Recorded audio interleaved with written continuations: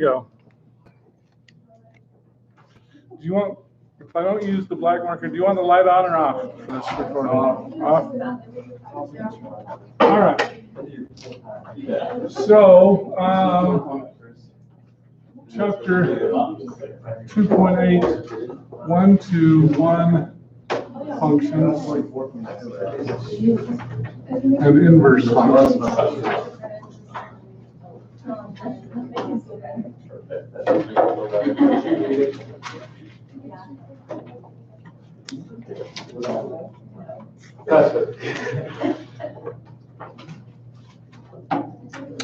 All right.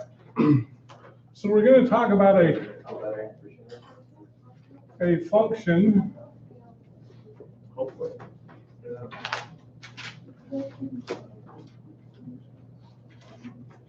is 1-to-1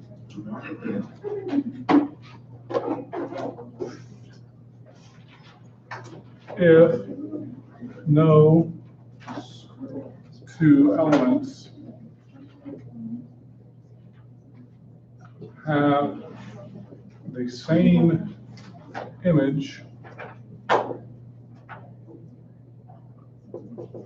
that is f of x1 does not equal f of x2 whenever x1 does not equal x2. Okay? Now, the easiest way to do this is with what we call the horizontal line test.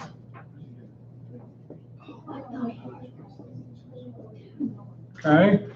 Now remember, what does the vertical line test tell us? If it's a function or not. It tells us if it's a function or not. A horizontal line test tells if it's a 1-to-1 or not. Okay? So it only touches, if it only touches the graph one time, it is 1-to-1. Okay? So let's do an example here. Is f of x equal x cubed a 1-to-1 function? So first of all, Graph it. let's graph it. How do you do that, Marco? It'll be like a snake one. A snake one. Yeah, right there. Something like that. Yeah. Okay? Why'd you laugh? Perfect Perfect snake. Perfect. All right, so horizontal line test, does it only touch one time? Yeah. Yep. So yes, it is 1-to-1. Okay?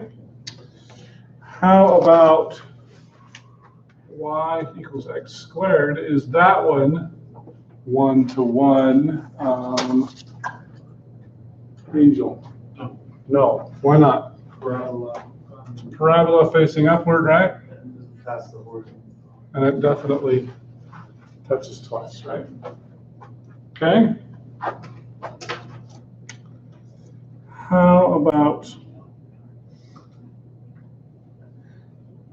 what if I said, is y equals x squared 1-to-1 if the domain equals x greater than 0? Yes. Yes, it is, right? Okay, what does that look like? You only graph it where x is greater than 0. Mm-hmm. That's parabola. It's a half a parabola, right? X is greater than 0. Okay, so you can turn a function that is not 1-to-1 into a function that is 1-to-1 if you restrict the domain. Okay, does that make sense?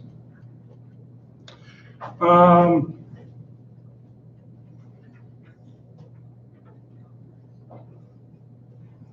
right, so let's move on to inverse functions.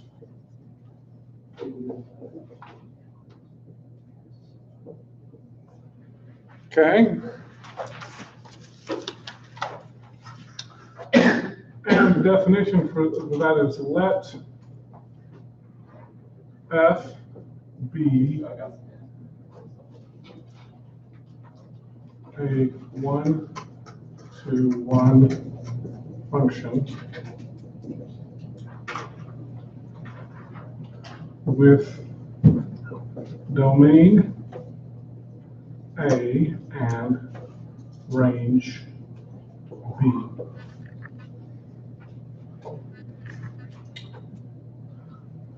Its inverse function, we're going to call that f, and then it's going to be a superscript -1. Okay? Yes? Well, my camera's not on there. Thank you. My other class, I did that, and nobody even said anything. So thanks for noticing. Okay, f inverse. We care about our YouTube channel. Has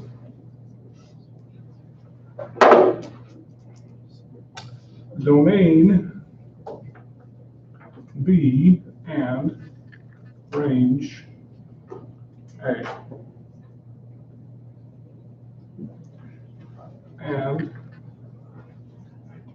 is defined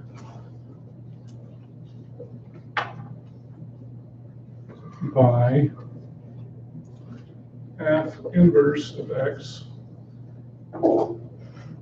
equals x, and f of x equals y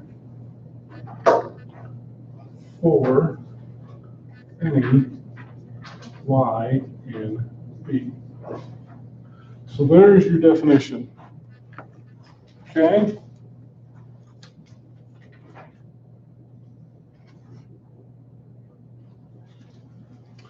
So one of the easiest ways to do this, to find an inverse function,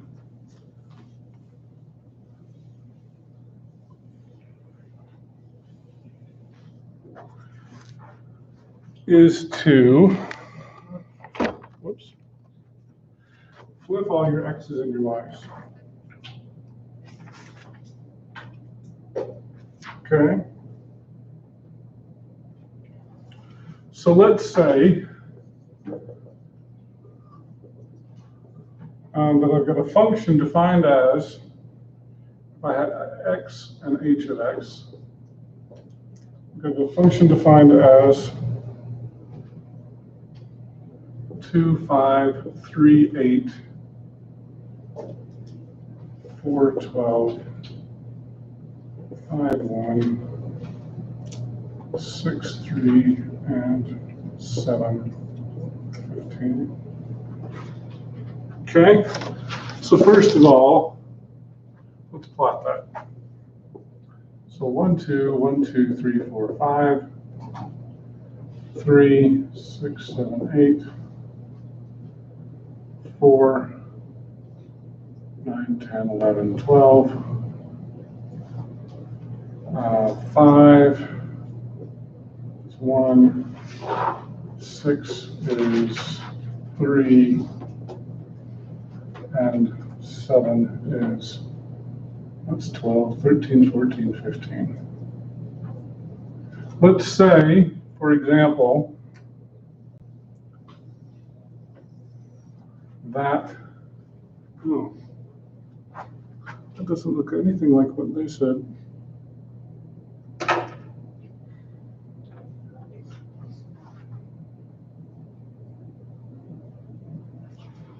First of all, is that a one-to-one function? No.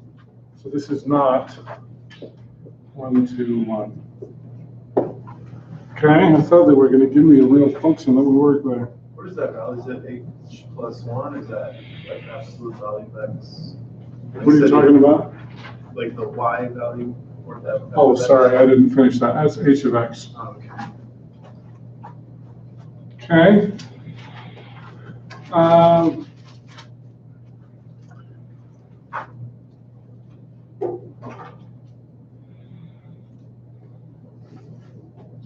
All right, well, I'm going to skip that. That was a weird problem.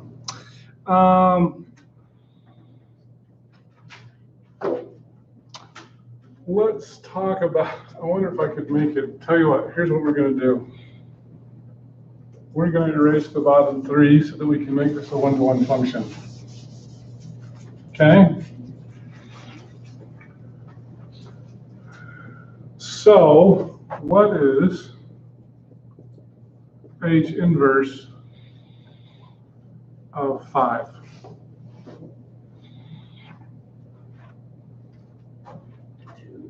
That would be 2. What would be H inverse of 8? 3. H inverse of 12. What'd you say? 4. That would be 4. Okay?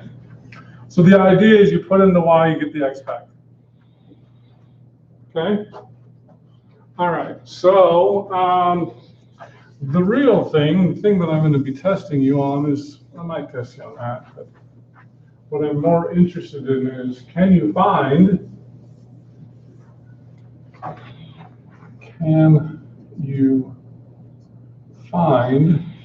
the inverse function?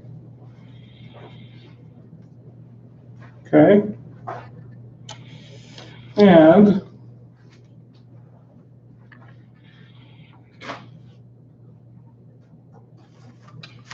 so here are your steps. Maybe I'll change this to steps. Steps to find the inverse function. Number 1, write y equals f of x, which means solve for y if necessary. And then interchange the x and the y and solve for y. Slow enough for that. Okay. All right, so if I've got f of x equals 3x minus 2,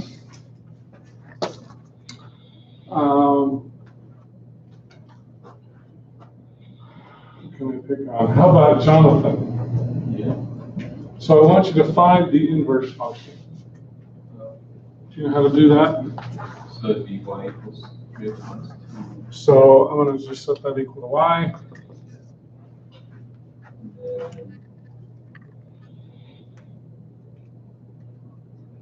so, Okay, so solve for y if necessary. You just made that not necessary. yeah. Exchange x and y, so it's 3y. 3y minus 2 equals x. Okay, Solve that for y. solve that for y. So it'd be 3y equals x minus, or x plus 2. So add 2 to both sides. 3y equals x plus 2. And then y equals x. Divide both sides by 3. Y equals x plus 2 over 3. And now, if you want to get full points on the test, you're going to say that's actually f inverse of x. That's what I'm looking for. Okay? Yes? Where did the 3 and the 2 come from? This was the original problem. Oh, so that was given to us. That was given to you. Excuse me. Okay? All right.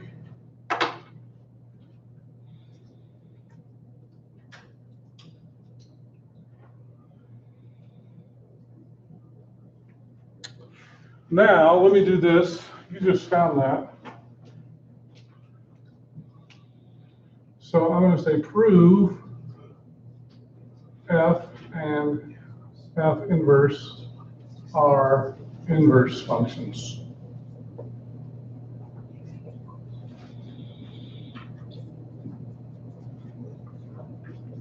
Okay? And what that means is, if they're inverse functions, if you find f composite f inverse equals x, and f inverse composite f also equals x. So, is that true? Yes. f dot f inverse, does that equal x in the case that we just did? So now, this is great because even though we put composite functions on the last test, now you can't forget it already. Okay?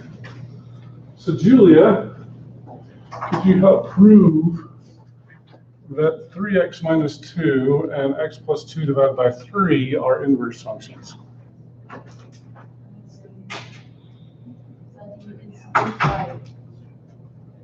Can't hear you. Oh, is it just like f of inverse?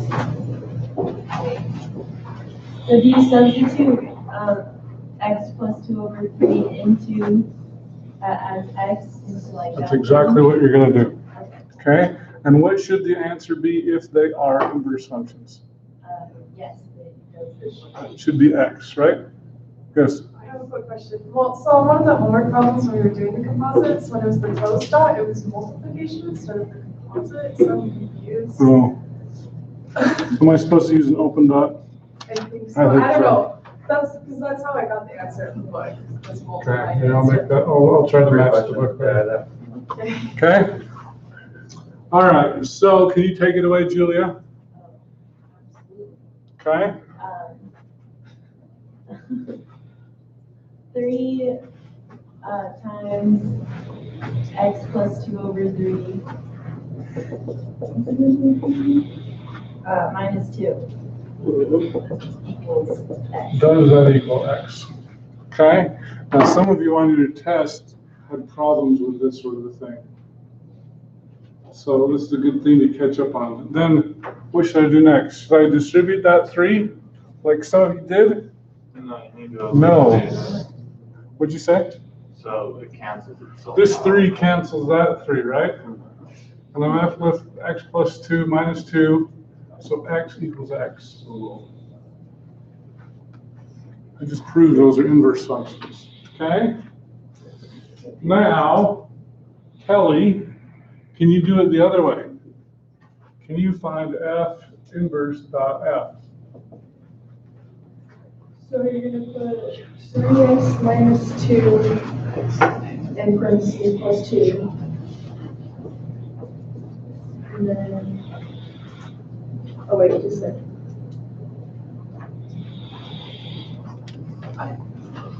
Now we're going to take this, Okay, and then over 3. and we're going to put it right there, okay? Over 3, correct. And hopefully that will equal x, right? Okay? So now what? So the minus 2 and plus 2 cancel each other, so then you have 3x over 3, and then the 3's cancel, so x equals x.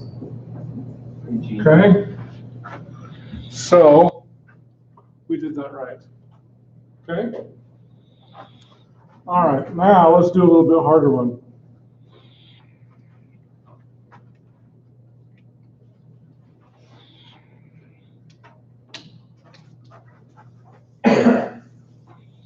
When you prove them, as long as you have both x equals x, do you just leave it like that, or do you have to put yes? Is there any way to like, I guess, express? We just to make sure you do it twice. Yeah. All right. So, f of x equals x to the 5th minus 3 over 2. Find f inverse. Okay? So, it must be Spencer's turn. So, do you want me to go step by step? Yep. So we gotta switch y and x. We don't even have a y yet, right? Yeah. Right. So let's y. add a y. Okay. Now we can swap them. Yeah. So x equals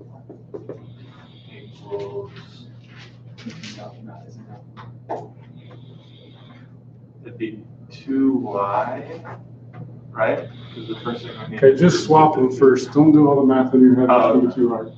Okay, then it's So x to the 5th power. y to the 5th Oh no. Minus minus 3 over 2. 2. Okay? Now we need to solve for y.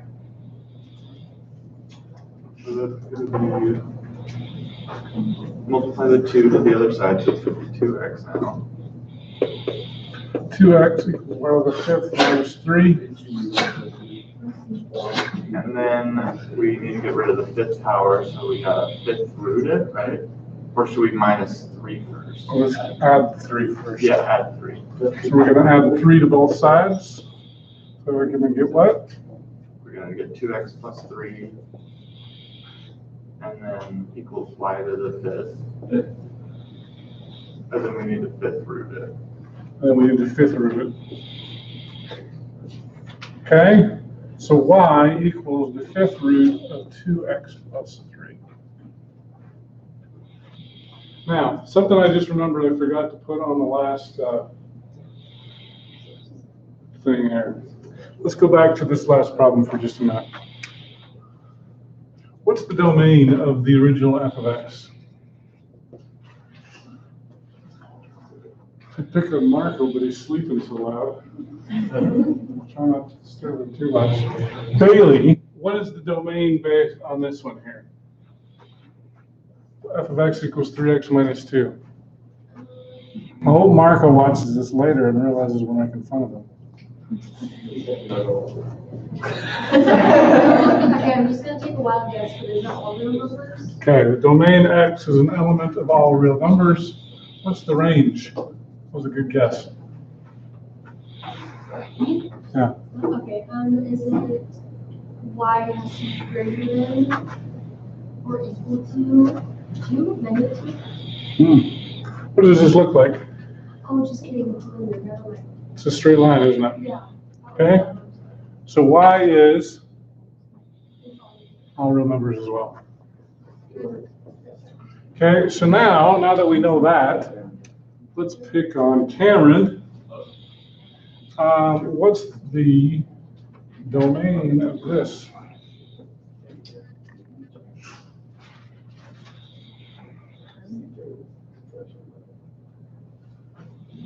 Well, domain wouldn't be. No. I'll do it.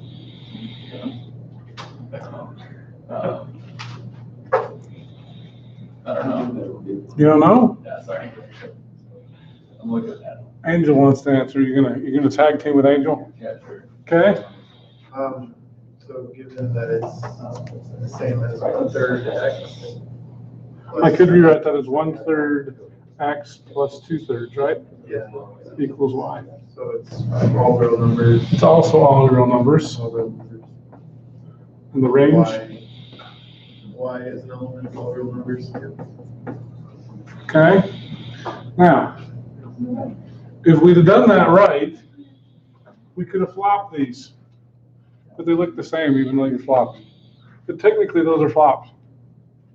Or flipped, flopped. Okay? Now let's go to here.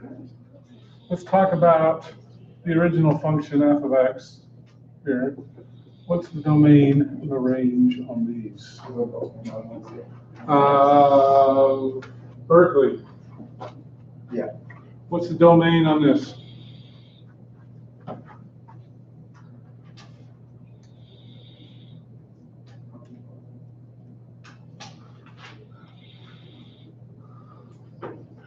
I wasn't really paying attention. So this is why I picked on it. Is it that one at the bottom? No, what does domain mean? All x values?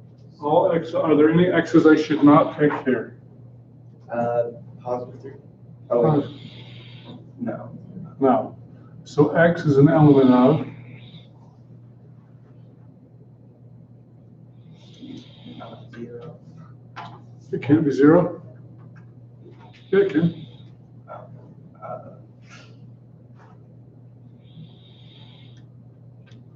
Is it all real numbers? Is it? You sure? Angel's sure. Are you sure? No. Angel won't be taking your test, so that's the problem. I know, but yeah. Okay. All right, x is all real numbers. Do you know how, I mean, you seem pretty not sure of yourself on that. Do you know why? No. No, you don't know why? If you were to graph that, what would it look like?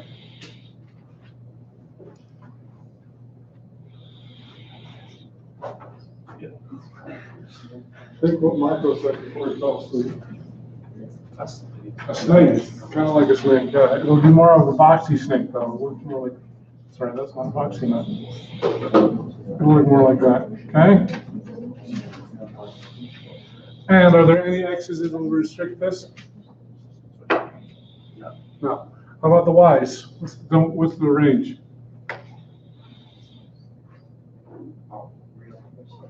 Y is all real numbers. Okay? So therefore, what about this? Here, I won't pick on Berkeley anymore, but you're going to pay attention now, right? Yeah. Okay? Hunter. Are there any restrictions that we can use here? No. Okay? Now, let me back up a second. According to this definition I gave you, oh, I already erased it. Sorry, it's already gone. I was going to point to it on the board. But what can you do with the domain and the range here?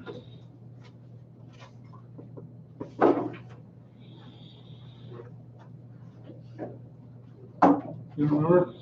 Okay. The range of this becomes the domain of this, and the domain of this becomes the range of that. So if you figured this out first, all you got to do is flip them. Which isn't much of a flip in this case. Yeah. So they're both all real numbers, but you're going to write the domain is what?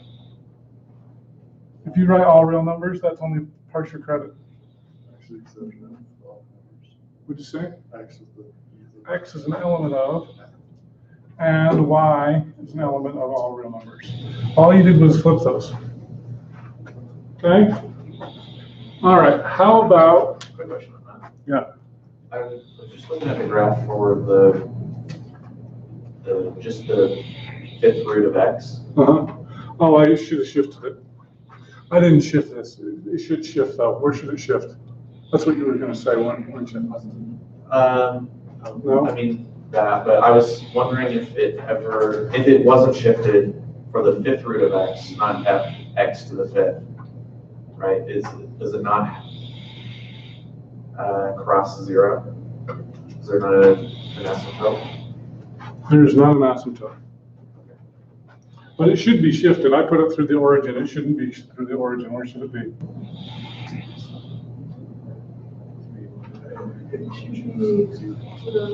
The left three. Should be to the left 3, right? So this is, no, not 3. 3 halves, right? So, here, let me do it this way. This is the unshifted graph. The shifted graph should be over 1.5. Should be looking like this. Sorry. Does that make sense? Because I could rewrite this as f of x equals 1/2 x to the 5th minus 3 halves. Do you agree with that? Okay. And so it's shifted over. Actually, I shifted it the wrong way, didn't I? It should be shifted to the right side. 1.5. It should be right here. Like that. Okay? That's why it pairs not to do things in your head and actually have it up. Oh, so we've only done the 1/2 x to the fifth. We haven't graphed or done the domain range for the fifth root of 2x plus 3. Yeah, we did. We did it right here. And it crosses. Okay. We didn't find the intercept. The intercept would be different, but the domain of the inverse function is the range of that. The range is the domain. I haven't, are you asking if I've graphed that? I have not graphed that. What would it look like? It would be flipped sideways. Okay? And if this is, okay, so if this is f of x, right? What would the graph look like? okay? This piece now becomes what?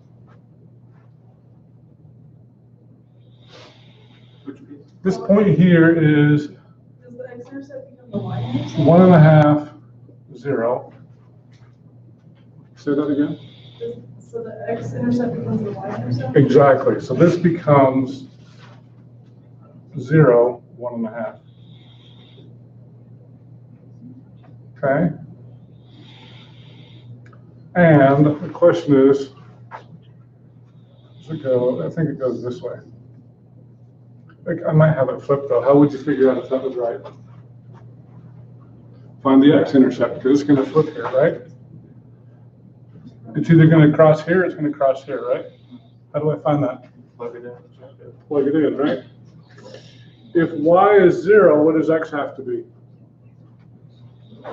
0 equals the 5th root of 2x plus 3, right? So if I multiply both, or if I raise both to the 5th, 2x plus 3 equals 0, minus 3, 2x equals minus 3, x equals minus 3 halves. Did I do it right? No, I did it wrong. So it's negative. X is negative 3 halves, so it should be this way.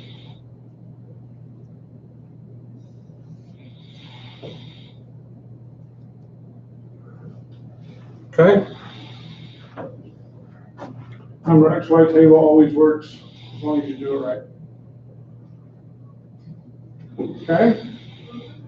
All right. Still no restrictions on my domain or my range, though, right? Yeah. Okay? All right. This one looks like a good test question. I'm going to erase your directions here. I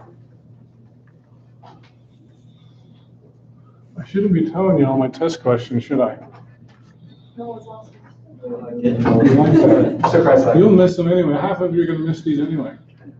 I could do it right before a class and you'd still miss it. Can I get my test? After class, I'll get it too. All right.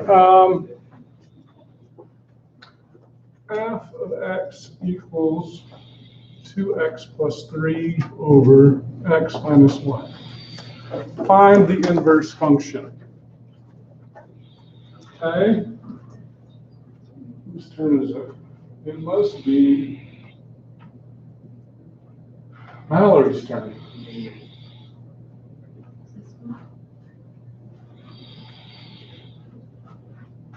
What should I set it equal to? Y. I'm going to set it equal to y, right? Now what do I do? Flip all the x's into y. So now I'm going to get what? 2y plus 3 over y Equals x. Okay? Now what? I can almost guarantee there's going to be a problem like this on the test because you guys are going to hate this problem, so therefore I have to put it on. All right. I want you guys to ace it and ace the final. What do I do now? To do something, we don't really like the denominator, do we? How do we get rid of it? Put it up there. How do I do that legally? Multiply both sides by y minus 1, right? Okay, so now I can cancel that, and I'm left with 2y plus 3 equals xy minus x, right? I distributed. Oh. Okay? All right, now what?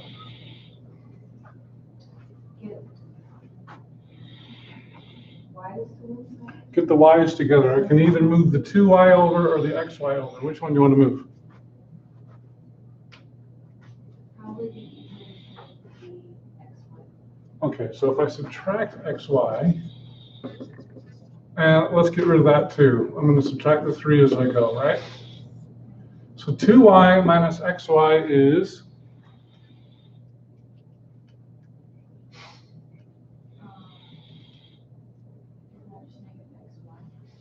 It's just 2y minus xy. Sorry, that was a trick question. Okay, the 3's go away, right? Negative x minus 3 is negative x minus 3. Another trick question. Okay? Sorry, that looks like a terrible x. Okay, now what? Add 3 both sides? No, we just added, we just got rid of it here. We don't want to move it back, do we? Or divide by 2 to get the y by itself? No. I want to get the y all by itself. How can I do that? Factor it out. I want to factor out the y, right?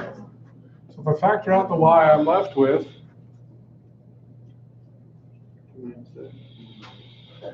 to pull the y out of here, I'm left with just 2. 2 times y is 2y, right? Well, if I factor out the y, I'm left with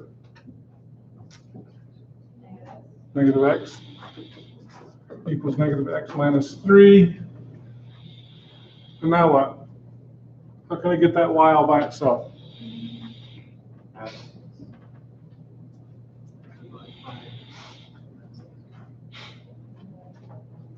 Jonathan? You divide both sides by 2 minus x. By 2 minus x, right? Now those go away. 2 minus x. Y equals minus x minus 3 over 2 minus x. And what do I want to put for my final answer so that I can get full credit because I'm so close, but I don't want to trip at the finish line? What'd you say? -1. Change the f of inverse of x, right? That is a better answer than just leaving it as y equals. Okay? That makes sense? Mallory? Kind of, sort of? Yeah. Are you going to study with somebody tonight so that does make sense? Because guaranteed something like that will be on the test. Okay? And the reason why is because you guys will hate it. Now let's go back here for a second. What's the domain of the original function? And what's the range?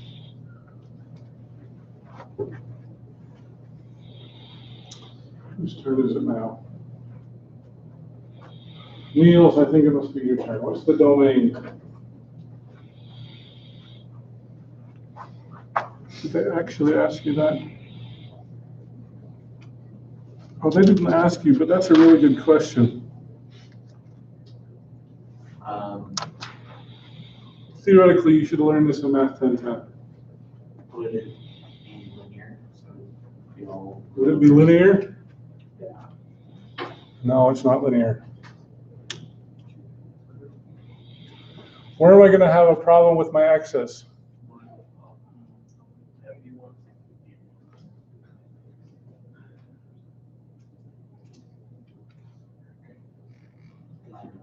You don't know?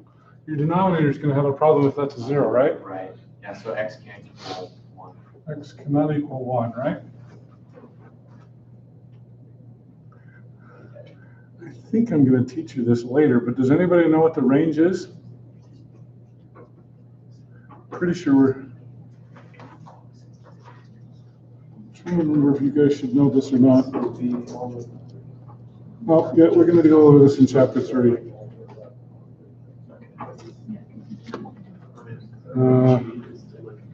Some of you might not know this, okay? I will teach you this in chapter 3, but I'm going to give you the range just because I'm a nice guy. The range is, so x cannot equal 1 and y cannot equal 2. Okay? Wait, why can't you? We're going to go over chapter 3, and I'll tell you why. Not the test on that, right? Oh, the inverse, yeah. Okay? Are you test on it What'd you say? I will test you on this. this week? Maybe, I don't know. If we get that far, we might test you this week. But let me just say this, okay?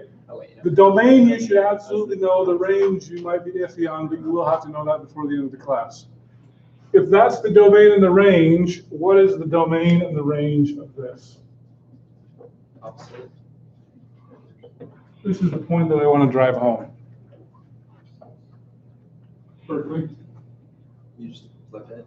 flip it. So your domain for this becomes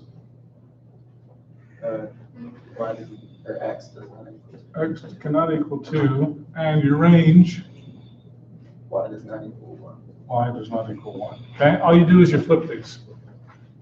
Okay, now Kelly, you had a question. I Oh, wanted to make sure I covered that. couldn't you just find the domain of each element and just like put it on the range of the other, if they're inverse? Say it again. So if you have the two inverse, could you just find the domain of each one and then put the domain? Oh, I see. Yeah, that's not a bad idea. Okay. Yeah, you could have. Find the domain for each and then flip it for the range for the other. That's not a bad idea. Yes. Is that the way to write it on the test, domain and range? Would it be x is an element of all real numbers except for 1? Or do you just write x does not equal 1?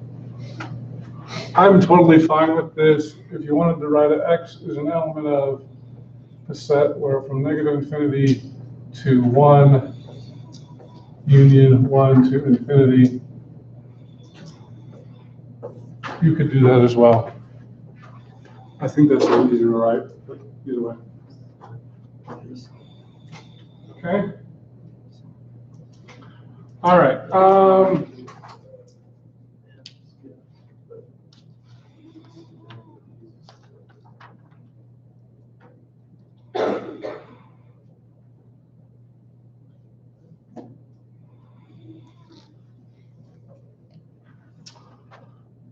Okay.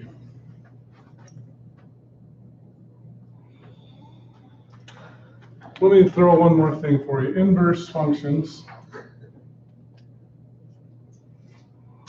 Inverse functions are symmetric about y equals xy. Okay?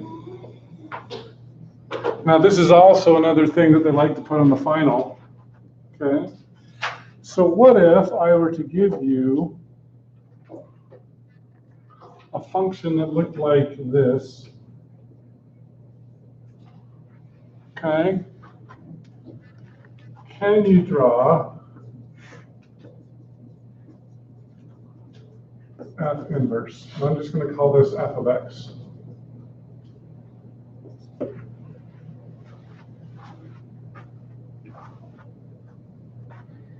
Tell me your name. Steve, Steve. You know how to do that? no, you're not. Okay. Now I just gave you a big hint here.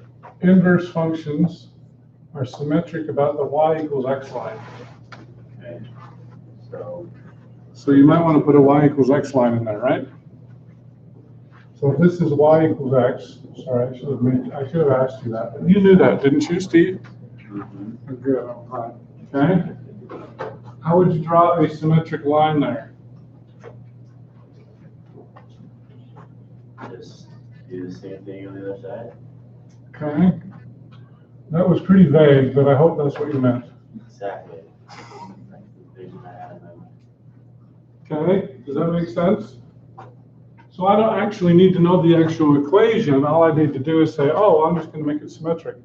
If this is 2, 0, then that has to be 0, 2, right? We're just inverse functions, you just flip the x and the y. That's exactly why we've been flipping the x and the y in all these problems, okay?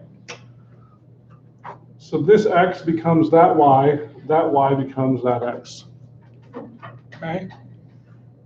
And they're symmetric about that, okay?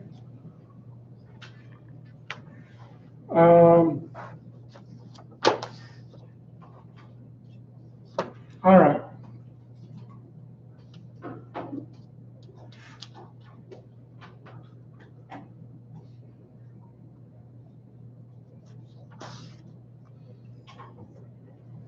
Okay, so I think that's the end of 2.8. Should we move on to 3.1?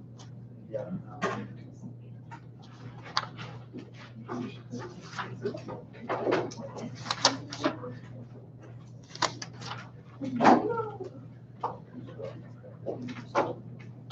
No, I didn't finish.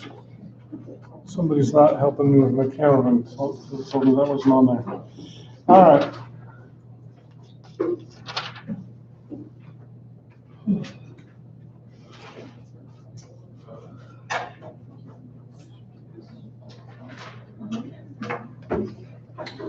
Okay, let's move on to 3.1.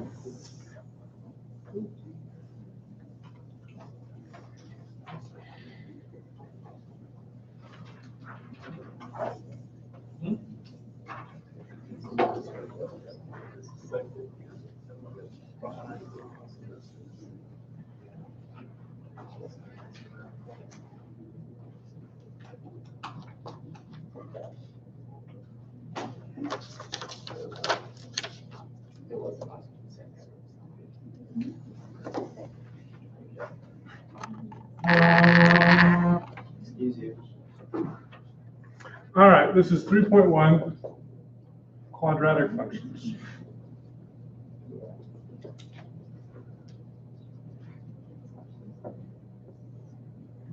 Okay.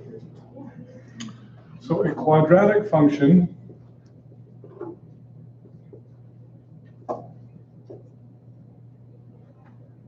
is a polynomial function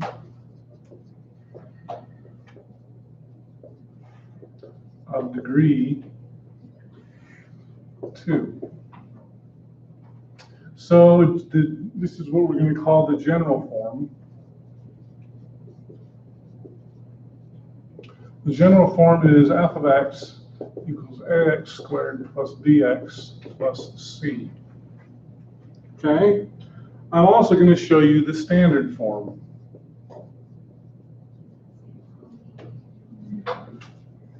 The standard form is f of x equals a times x minus h squared plus k. Now, standard form is probably a lot easier to graph than general form. So, and the reason why standard form is superior, you have the vertex at h and k, and it opens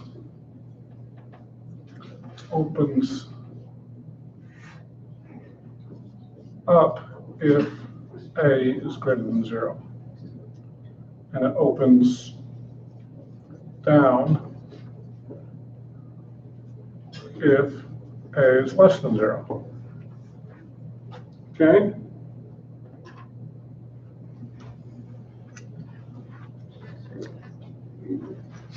All right, so f of x equals 2x squared minus 12x plus 13. So part A, find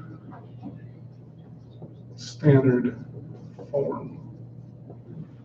Okay? Now, I think you should have learned this in Math 1010. What is it?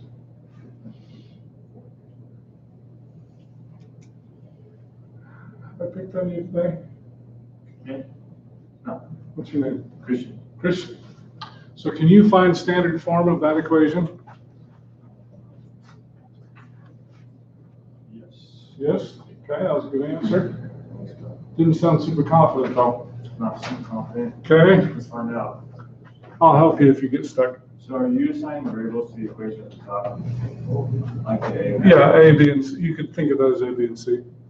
No, you just do. So the idea is it's already in general form. We're trying to move it to this form. We want it to look like that. Okay. Looking at 2 parentheses. So 2 parentheses, okay?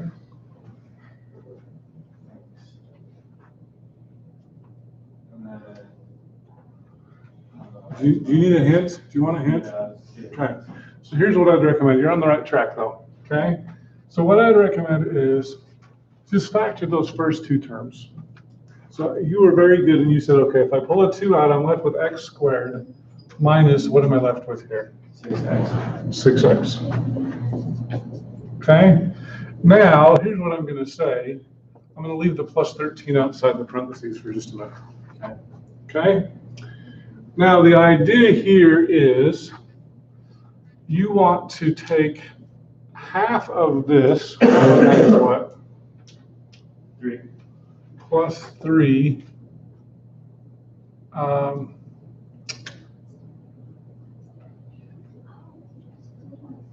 No, I steered you wrong on that. Let's try that again. You want to pull the 2 out, x squared, and then we're going to take, the idea here, here's what we want to do. We'll keep the sign, whatever sign that is here, and we're going to make that a squared. I'm going to leave the 13 out, okay? And the idea here is I want to make this a perfect square, okay? So, in this case,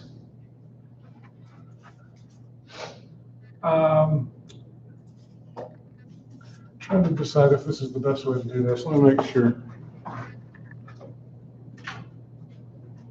Oh yeah, I was on the right track the first time. I should have left it alone. Okay, so you've got 6x plus 13 here. Okay, what's half of 6? 3. So I'm going to add 3 squared here. Okay, the reason why when I do that here is because this is going to factor into x minus 3 quantity squared. Does that make sense? I've still got this 2 here. Okay, now the problem is I've just added 9 here, correct?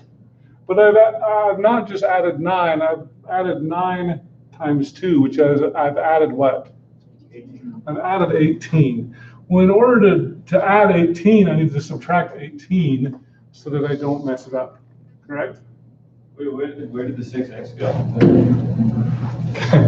So I added half of that number, so this is now x minus 3 times x minus 3, right? Yeah. So this is x squared minus 3x is minus 6x plus 9. So you factor in, yeah. So I factored it, yeah. Okay. So the idea here is, let me do this again because I know this is where people get lost, okay? So you factor the 2 out of the first 2 terms, correct? Yeah. You're going to take half of whatever this middle term is here. Yeah. And you're going to add 3, and you're going to add a square there, okay? So whatever this is, you divide it in 2, and then you square it, okay? Now I've added 9, but I've multiplied that times 2, so I've really added 18. So I need to now subtract 18, okay? When you do it this way, this always becomes x minus whatever this term is here, squared. Okay? And then I'm going to subtract 5, okay? This is now the exact same function as this. These are exactly the same. This is general form. This is standard form. Okay? Does that make sense? Nate, you had a question? Oh, sorry, I thought it was Nate. What's your name? Me? Yeah. You can call me Nate, I'm cool with that. Okay. Andrew. So 3 squared is. I'd like to call you by your real name. Nate's good. 3 squared is 9. Right. Am I gonna do that 9 times 2 outside the parentheses? Or where, I don't understand where the 9 is 18. Where's where you? Okay. I've pulled the 2 out of here, so this, because this is in the parentheses, I take that 9 times 2, which is 18. So I'm really, even though I've got a 9 here, I'm multiplying it by 2, I'm really adding 18 to this. Cool. So I've got to subtract 18 so that I don't change the equation. Okay? All right, so now, now that I've got it in standard form, what part B, what is the vertex?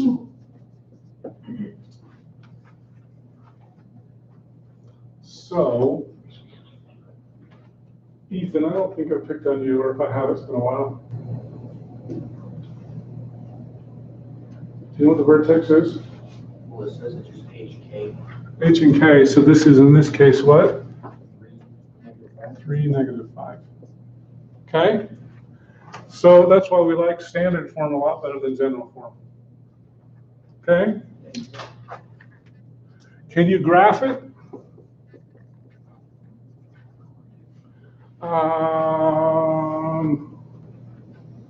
Picked on everybody.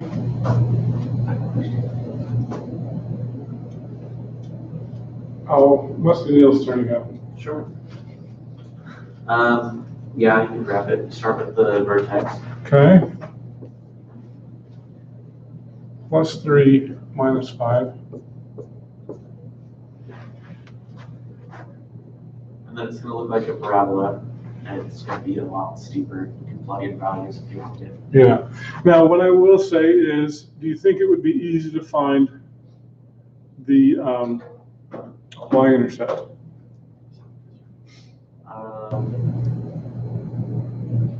The Y-intercept is actually going to be a lot easier to find in general form than it is on standard form, because I'm going to plug a 0 in here, right? Yeah.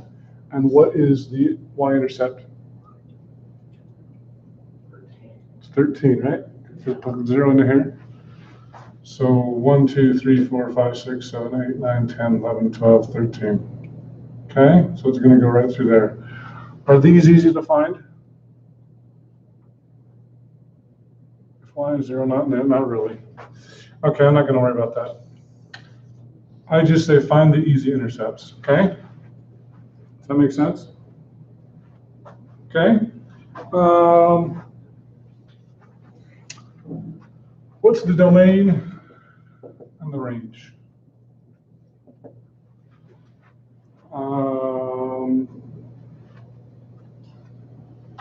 I'm gonna have to start picking on people again, except for I haven't picked on Spencer yet, have I?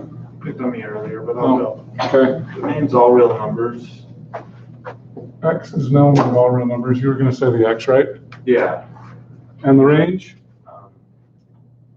So it's everything after -5, so. And what letter were you gonna pick?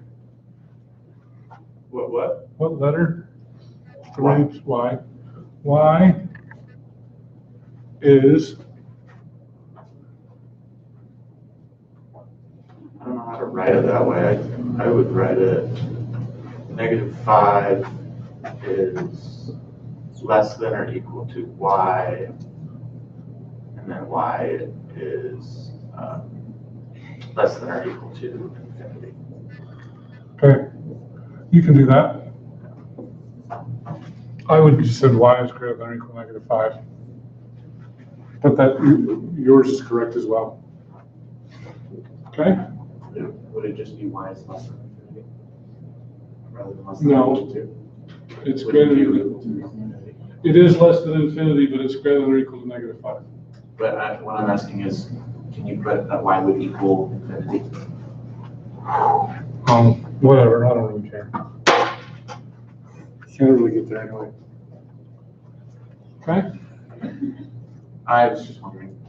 I don't want to get it wrong in the test. Yeah. All right.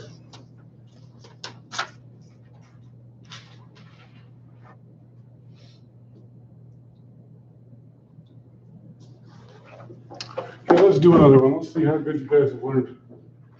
F of x equals 5, x squared minus 30x plus 49. Find standard form. Okay.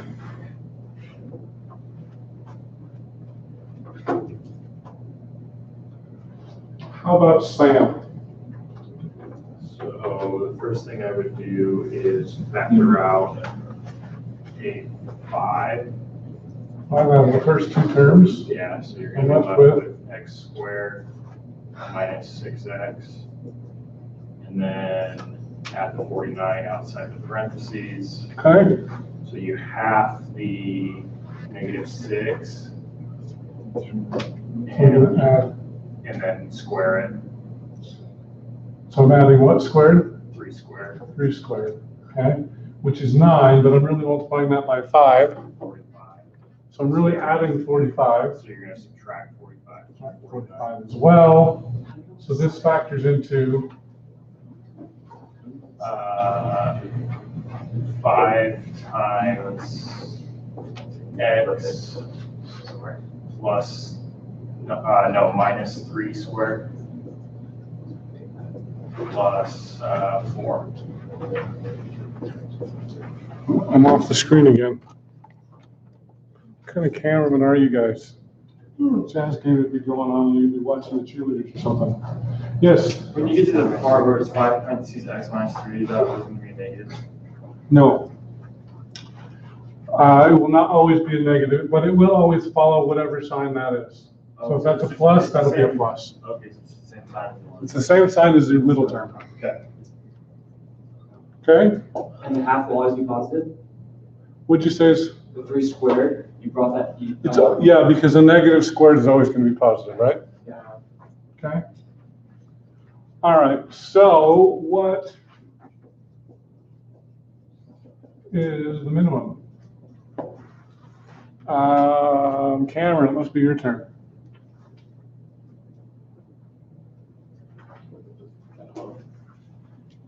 Is that the same as asking what the vertex is at? It is the same thing as asking what the vertex is. I'm glad you were paying attention.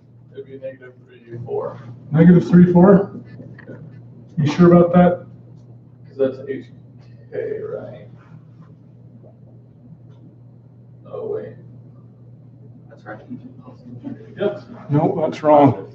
Close though, it's You very gotta close. square the 3, right? So it'd be negative 9. No, it would be positive 3, 4. Why? It's always the opposite sign. Minus h is a positive h. The k keeps the sign. Inside the parentheses, you always go with the opposite sign. Also, the positive in the parentheses would be a negative. So if that was a positive 3 in the parentheses, it'd be negative 3. If this was a positive 3, then that would be a negative 3. That's correct. Okay?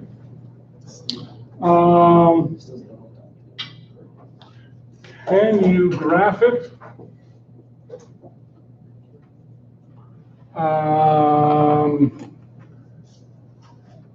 Julia, it must be your turn. So you put a point at 3, 4. 1, 2, 3, 1, 2, 3, 4.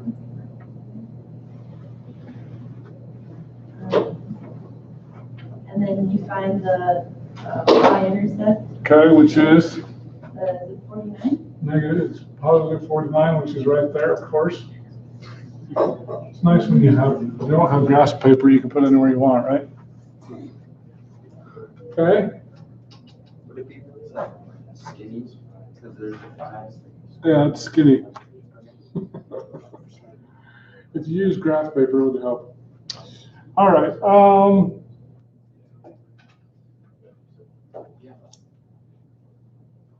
Okay, let's keep going here. You've got all this down, right? So I'm going to erase it so that when you can still remember it, even though it's gone.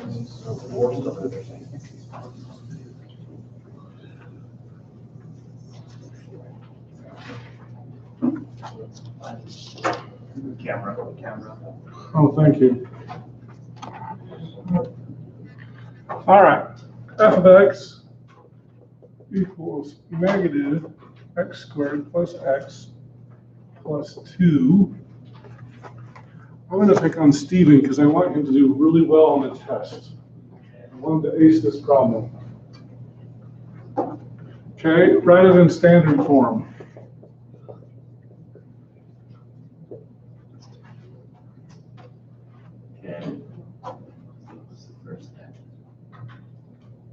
We got some examples over there. All right, so move the +2 and my -2. Subtract the 2, right? Okay, so you want to factor out something out of the first two terms, right? The x. A -1, right? Yes. Okay, and that's left with Positive x squared. x squared minus x. Minus 2. I'm going to leave the +2 outside the parentheses. Okay? All right, now what do I do next? And I do 2, you What's in front of that x right there? minus, A negative 1, right? yes. What's half of negative 1? Negative 1/2. That's going to be negative 1/2, but I'm going to square it, so the negative's going to go away and become a positive, right? And I'm going to square that. Correct? Yeah. Okay, so what does this factor into here?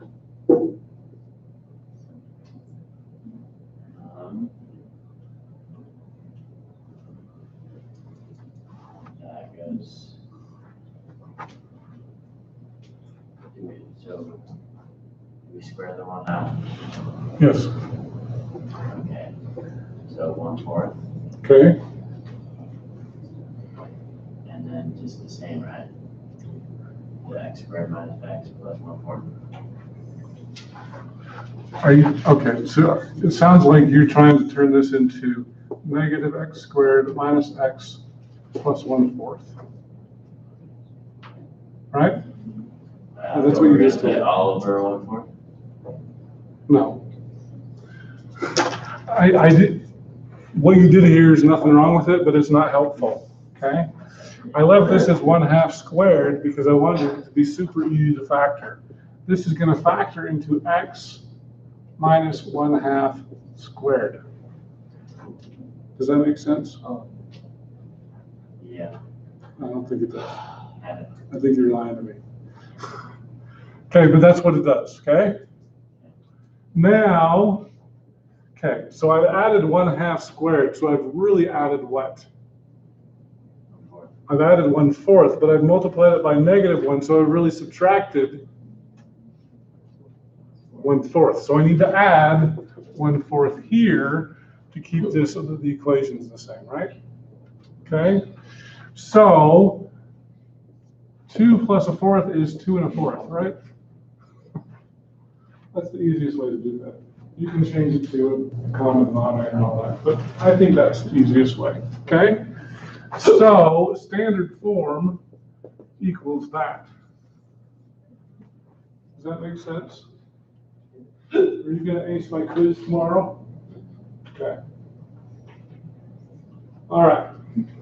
Now, what is the maximum value?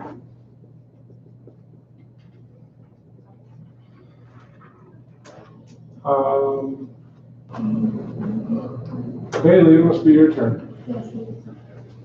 Okay. So.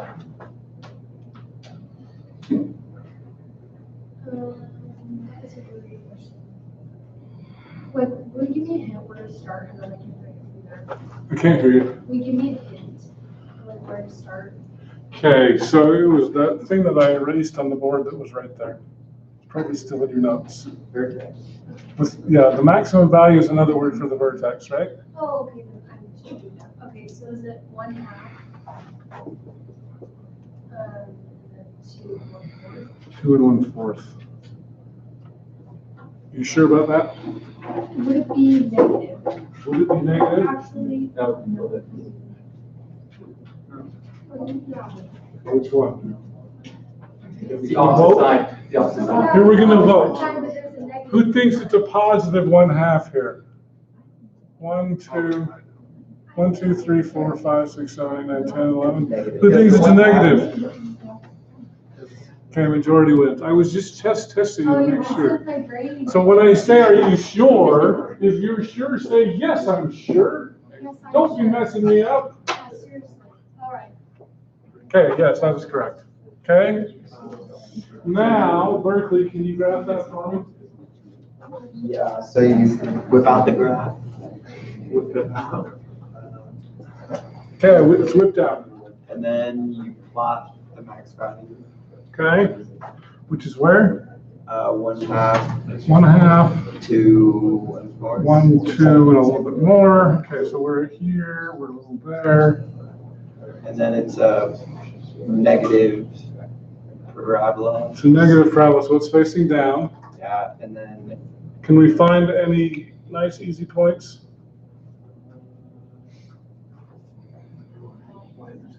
Like if I put a 0 in here, +2. +2, right? So I can find that point there, so it goes right there. Okay? Piece of cake? You gonna ace my quiz tomorrow? Okay? All right. Now, instead of going through all that every time we did the problem, would you like a formula to find that a lot faster, find the vertex faster? Okay? All right, this is what's called the vertex formula.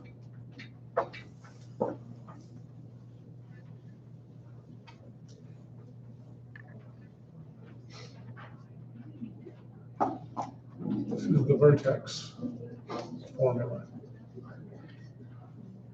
Okay? If f of x equals ax squared plus bx plus c, then your vertex is at negative b over 2a, comma, f of negative b over 2a. That's an ordered pair. Okay? Can you do the quadratic? Can you do the quadratic formula? The quadratic formula will not help you find the vertex. It will help you figure out these 2 points here, though. But it will not help you find that. Okay? So, let's do this problem again. But this time, Hunter. Okay, you already know what that correct answer is, but I want to start with this and see if you can find the vertex without going through all that stuff. Okay, what's A equal, B equal, C equal in this case? A is -1. A is -1, B is 1. B is 1, C is 2. Don't really need C, but just might as well anyway, okay? So what is negative B in this case? -1 over 2 times what's A? -1. Okay, so if I simplify that, that's the first half. So the negatives cancel and I'm left with 1/2. Okay, so I got that value already. That was a lot faster than going through that. Okay, now what is f of 1/2? You can plug that into this right here, right? So f of 1/2 equals -1/2 squared plus 1/2 plus 2. 1/2 squared is 1/4, but it's -1/4 plus 1/2 is 1/4. 1/4 plus 2 equals 2 1/4. 2 1/4. Okay? How many of you like that better than what we just did? Okay? So if you like that better, memorize that formula. I'm not giving it to you, but you can memorize that. Okay?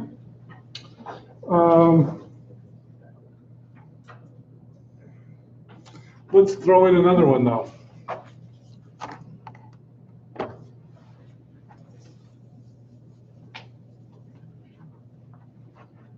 What if I say find a vertex? F of x equals x squared plus 4x. Okay. Ethan, it must be your turn.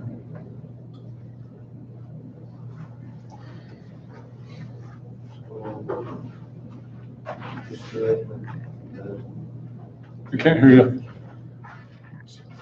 -1 over 8. -1 over a? 8. Over 8? So here, let's make sure A equals and B equals. I don't think those are. A is 1, B is 4. Okay, so if I'm using this formula, negative b is negative 4 over 2 times 1. Okay? So this is now negative 2, right? And now I need to do f of negative 2. What's f of negative 2?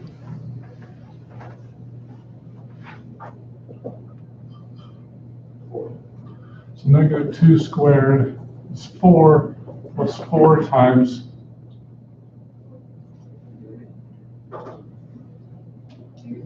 negative 2. So this becomes 4 minus 8 equals negative 4. So now we've got negative 2, negative 4. Does that make sense? Okay, Kelly, can you graph that? Okay, so we're gonna put a point at -2, -4. And then it's gonna open upward because it is positive. And then if you put a 0 into the equation, it's just 0. So if I plug a 0 in here, I'm going to get a 0. It's 0. It opens positive. Boom, just like that. Okay? This is nice, right? How about another one here?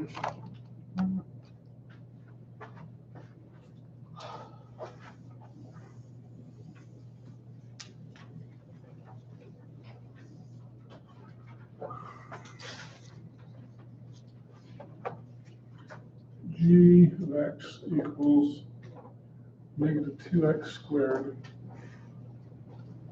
plus 4x minus 5.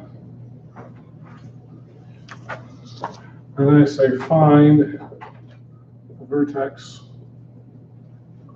Okay, so Angel, this will be your turn. You identify what's A, B, and C, so it's -2 for A, B is it's 4, C is -5. Plug it in, so you got negatives times 4 over 2 times -2. 2 times -2. So so the negatives cancel, I get 4 over 4, which equals 1, right? That's my first. Okay, and then the other part of the coordinate is, so now I need f of 1, right? So you plug that in, -2 times 1 squared plus 4 times 1 minus 5. 1 squared is 1 times -2. Plus 4. -2 plus 4 is 2 minus 5. Oh, sorry, I just tripped myself up. Yeah, that's -3. And can you graph this? Andrew? Yeah, you got it. It's over 1 down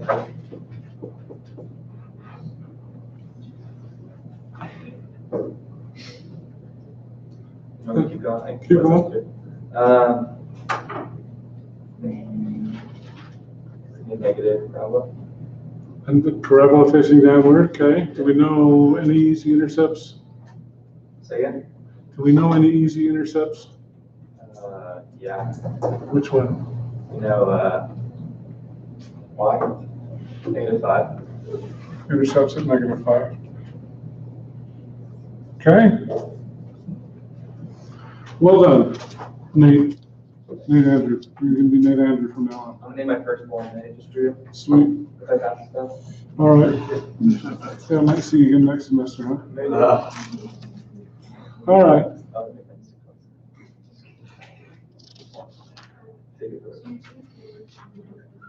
Okay, well, those are all fun, but we get to do a word problem now. Nice. Oh, I excuse groans. All right.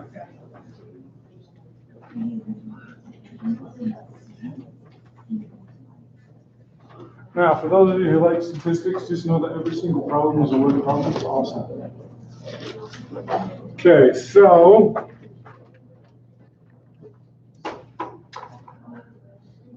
gas mileage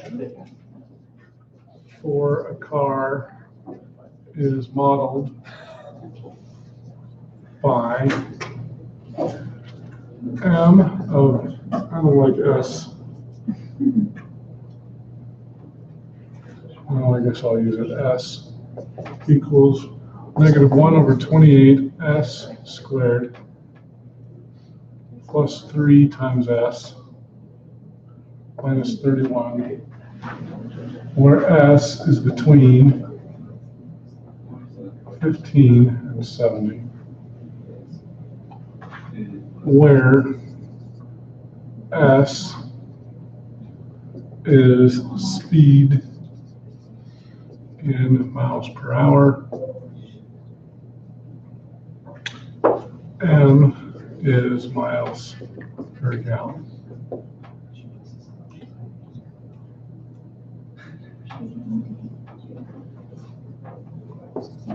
What is the car's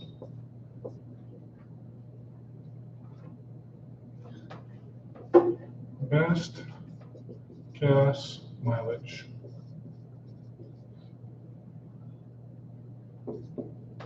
At what speed is it obtained? Okay? All right, whose turn is it?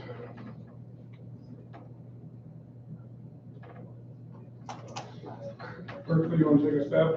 Sure. Okay. So I think we have to find the vertex. Why would you find the vertex? Because you need to find the max where the Yeah, limit is. it's a max, right? So you find A and B. So A is -1/28/28. And then B is 3. And then C is 31. okay. And then you plug into the vertex equation. Okay, vertex formula. So -3 over 2 times -1/28.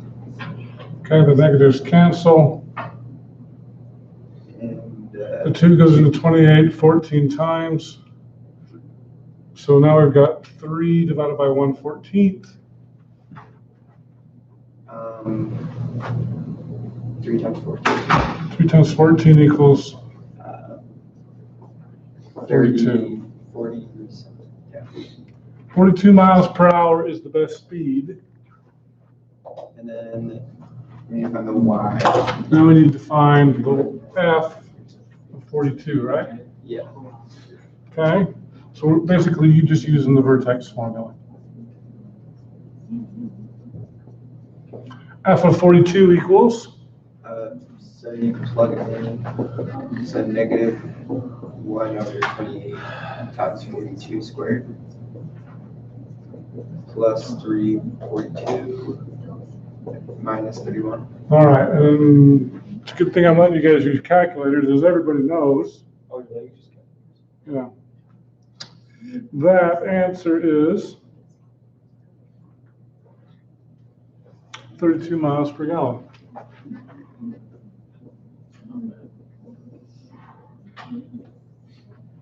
Okay? Yep. Piece of cake?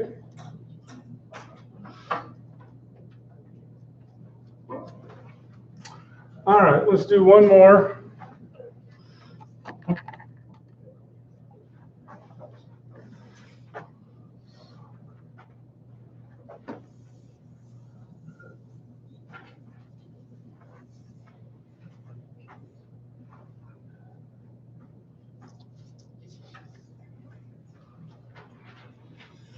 All right, here.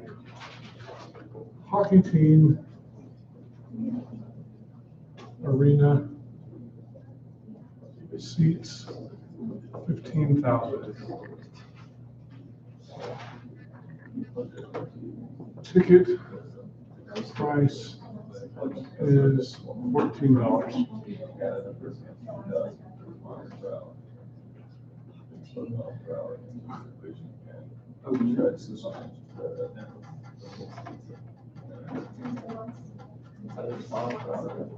Average attendance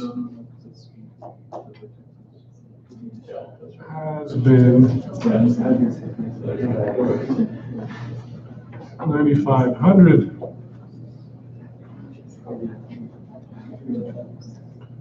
Market survey says for every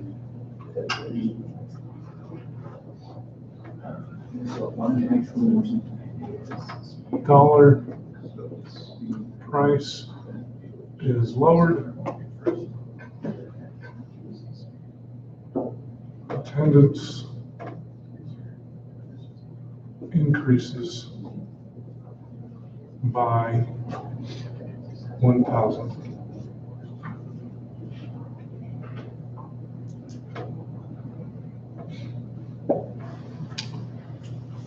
Find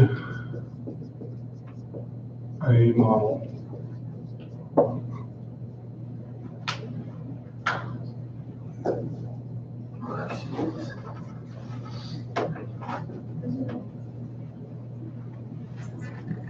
Okay.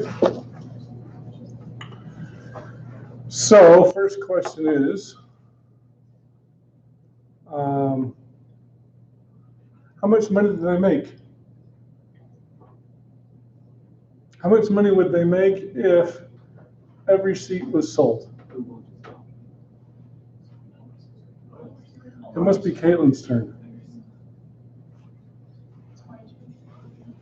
How much money would they make if they sold every seat for $14? $14. They would make $14 So you do 14 times the, how many seats? times 15,000, right? Yeah. Okay? And that's whatever that is. So that's basically your ticket price times your capacity, right? That's all we did. Okay? Now it says here, what is it? So the average ticket price, but they're not making that, are they? How much are they making? So the revenue equals, So they're only selling like 9,500 seats. they're doing $14 per ticket times 9,500, right? Yep. Okay. Now the idea here is, so this is what they're really making. Okay. So the idea here is, what if I said, okay, I'm going to lower by X dollars. So I'm going to lower the cost by X dollars. Okay? How much money is the ticket now? No, it's only 14. Right? And I'm going to lower it by X, right? 14 minus X. Okay, that's how much the ticket costs now, right? But what's going to happen to my attendance? It's going to be $9,500 or 9,500 people plus 1,000 times X. That's my revenue function. Okay? What does that look like if you were to graph it? It would look like a negative parabola, right? I've got a negative X times a positive X. It's going to be a negative parabola. Okay? So, of course, then, I'm going to erase this. You guys have that all down, right? Okay? So do you see how easy that was to come up with the revenue function? Okay? So the idea here is, what price gives the max revenue? How would you figure that out?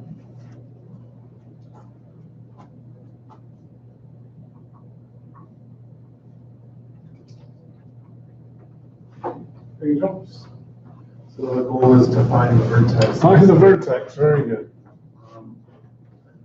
Okay, so let's see, we might want to multiply that out, right?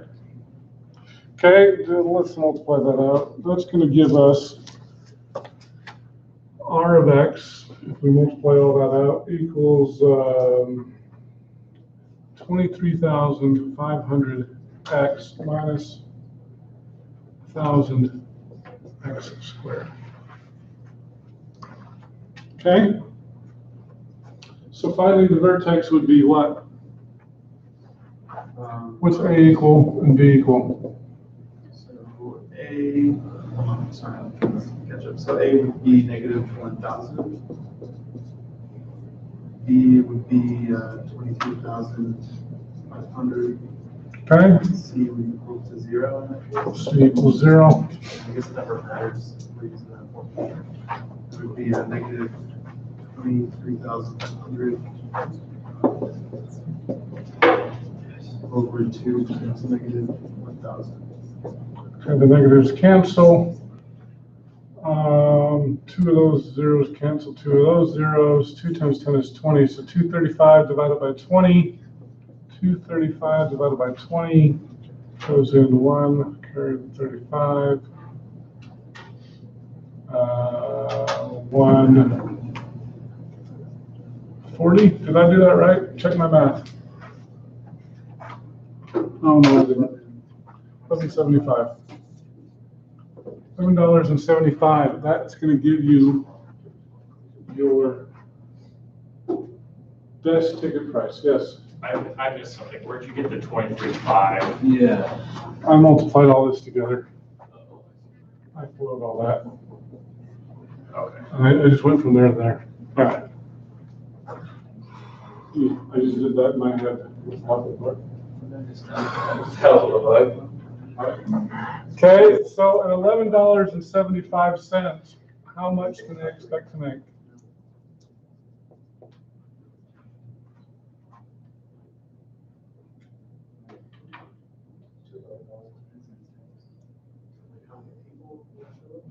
How much revenue? Oh, actually, let's see, is it people or revenue? Yeah. I think it's total revenue, actually. Yeah. Yeah, total revenue. How would you figure that out? Plug it in, right? This is going to be R of 11.75. So that's going to be 23,500 times 11.75 minus 1,000 times 11.75 squared. Okay? Wait, that would be total. How'd you get that minus 1,000? I multiplied all this out. Oh. X times that is 1,000x squared. Okay, I don't have a calculator, so let me pull up one really quick.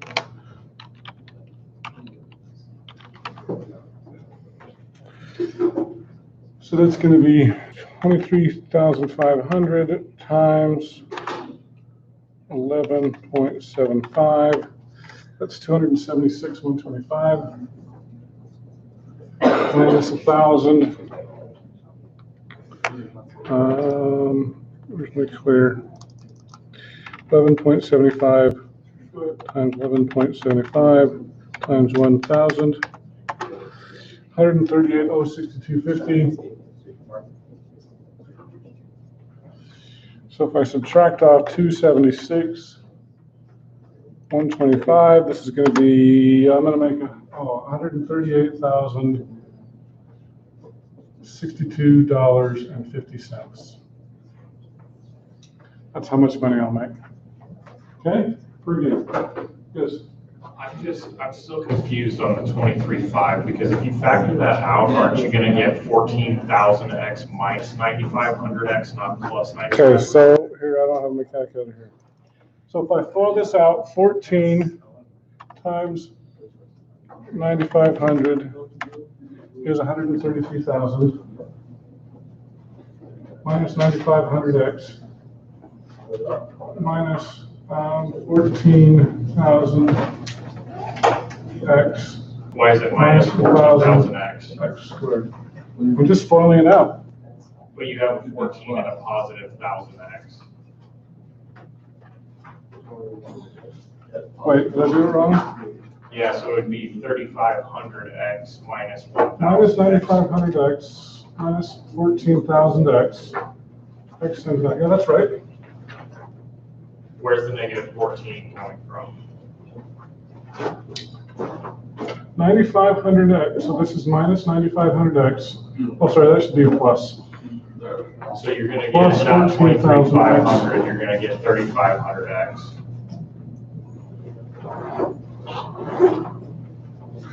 Oh, you're right.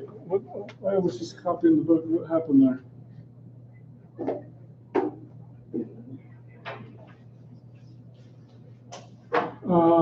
Oh, you know what happened? I forgot to put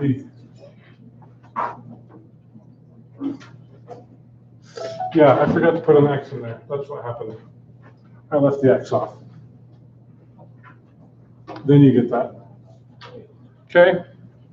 We're out of time. It's in the book. It's on page 287. So you can just follow that along. So quiz tomorrow, is on 2.8 and 3.1. So see y'all tomorrow. So Marco,